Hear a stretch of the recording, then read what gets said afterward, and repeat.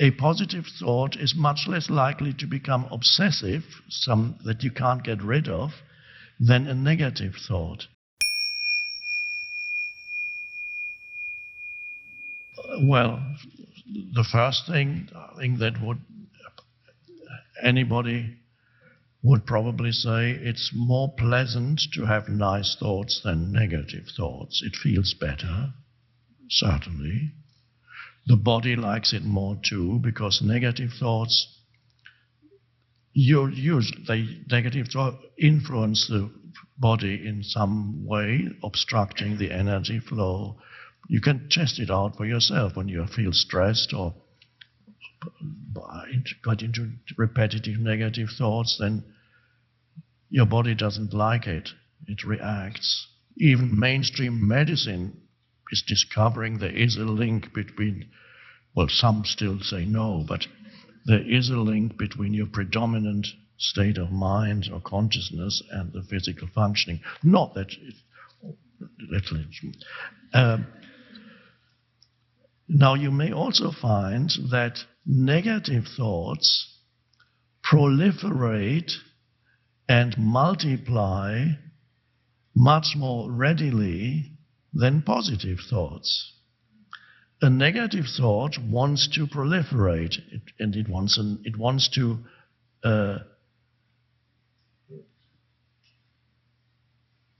produce more negative thoughts. And then you may find a positive thought is quite happy to stand alone. There isn't the pull towards proliferation of more of itself. A positive thought is much less likely to become obsessive, some that you can't get rid of, than a negative thought. So when you are trapped in the mind, it's very rare, if ever happens, that you are trapped in obsessive good thoughts.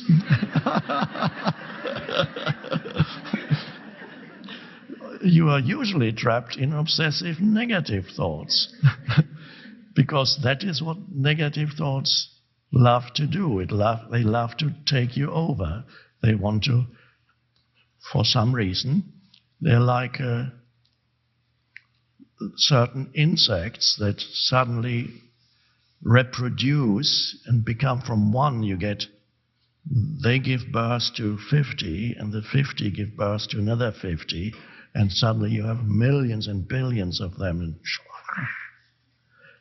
And so the difference, a fundamental difference then, is a negative thought is actually, first of all, makes you feel better, is easier to experience that which follows the thought, because often after a negative thought, you just experience the reality of what the thought just pointed to.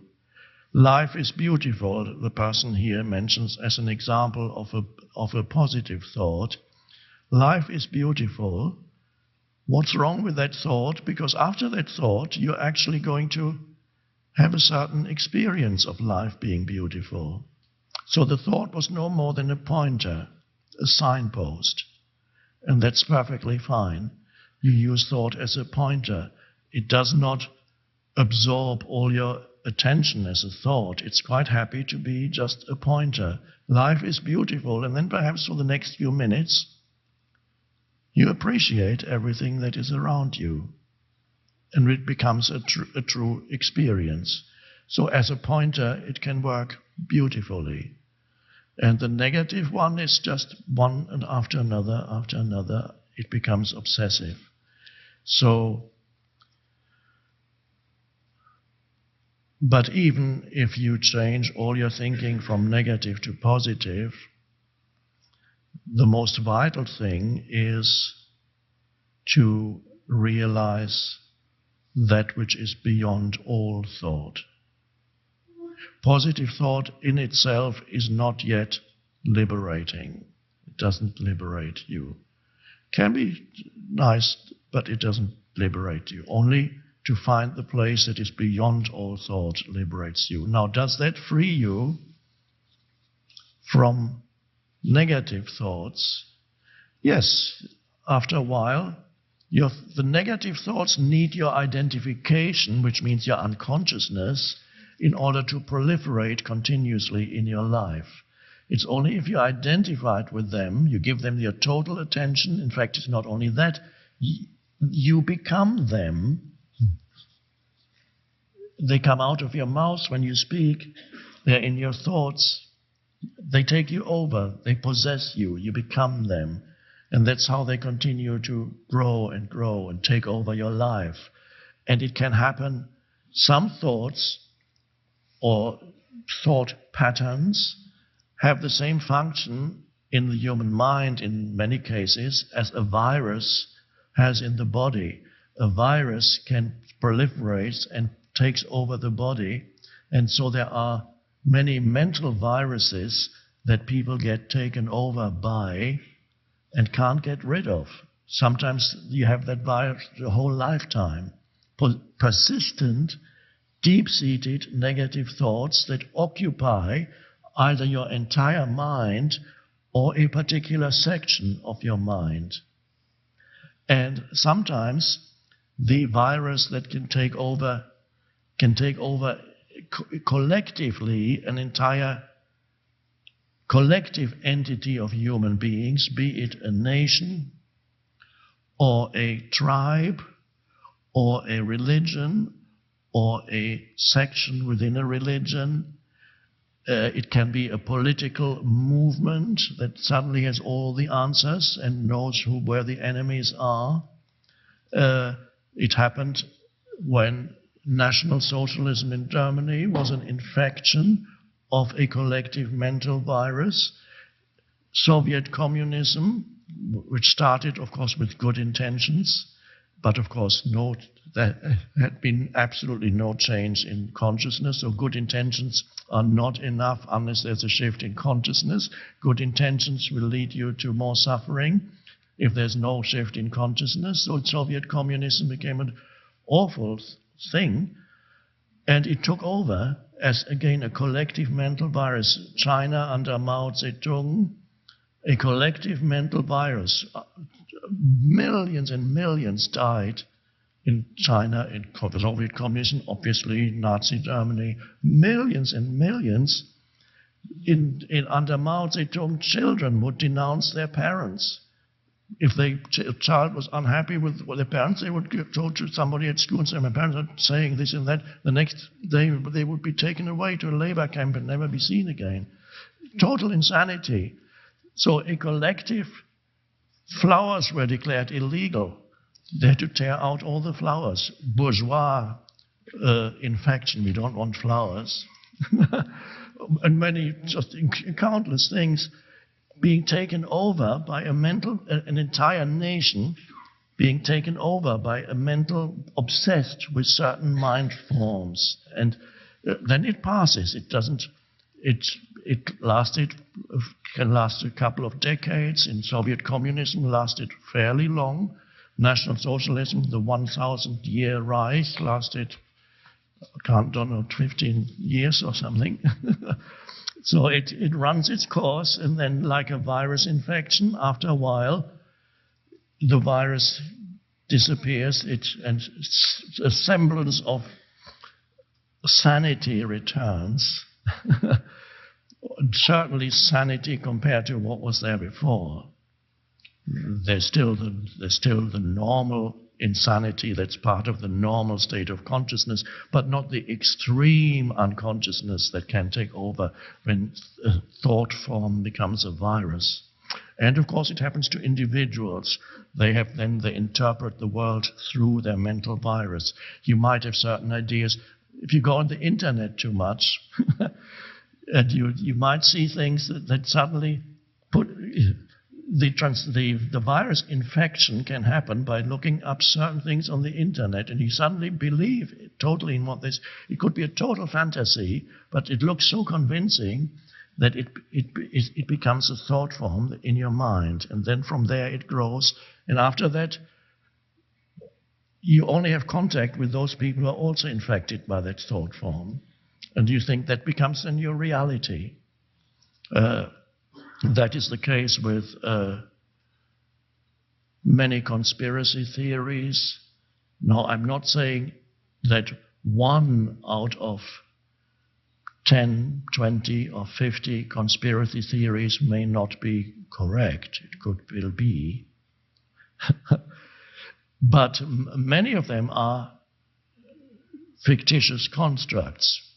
But of course, the world is pretty insane, so it's probably more insane than you realize, and that includes particularly politicians and political power play and so on. So I'm not denying that absolutely there is no conspiracy. There are quite mad things happening that we don't know about. And yet, I wouldn't go that way. Even if it's true, don't get drawn into that. Your job is to be present. Your job is to embody a different state of consciousness. You cannot fight unconsciousness on its own level. You have to rise above unconsciousness.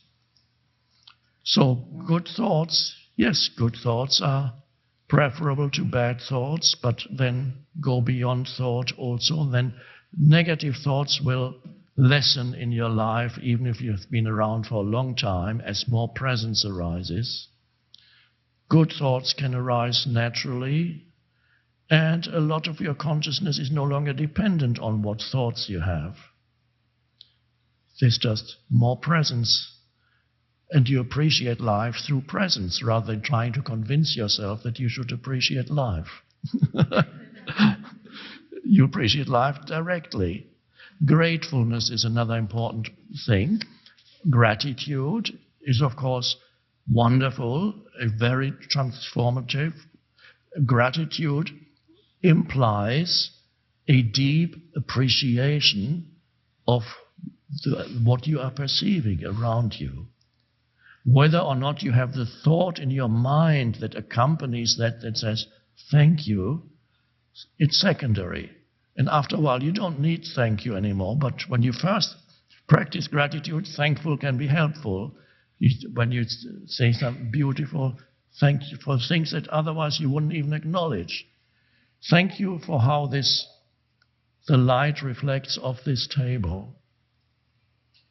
Thank you for this shiny clock. I know it's not real gold, but it shines beautifully. Thank you for this amazing substance that we call water. We've got these little, tiny bubbles in it. And here it is.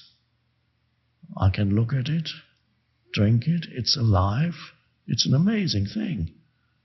And you can appreciate it. It's filled with light, life-giving substance. Why not appreciate it? And whether or not you say thank you, it's up to you. Thank you is not the main. The main thing is the act of giving it attention. That again is perceiving it through presence. And then everything is something to be valued that's around you. So that's wonderful spiritual practice, and of course, for a while it's a spiritual practice. Then it becomes second nature. That's how you live.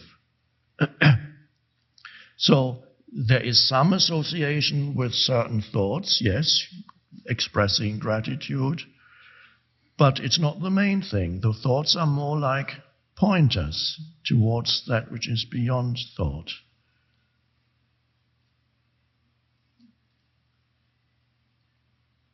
But in many people's lives, the beginning of spiritual practice and realization is that they suddenly realize how much they've been trapped in negative thinking over past years.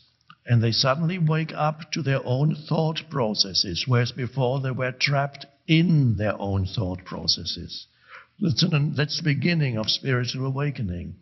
If you realize what kind of thought processes have been predominant in your life over the past few years, on every day, through which you interpret other people, the world, yourself, your life, and so on.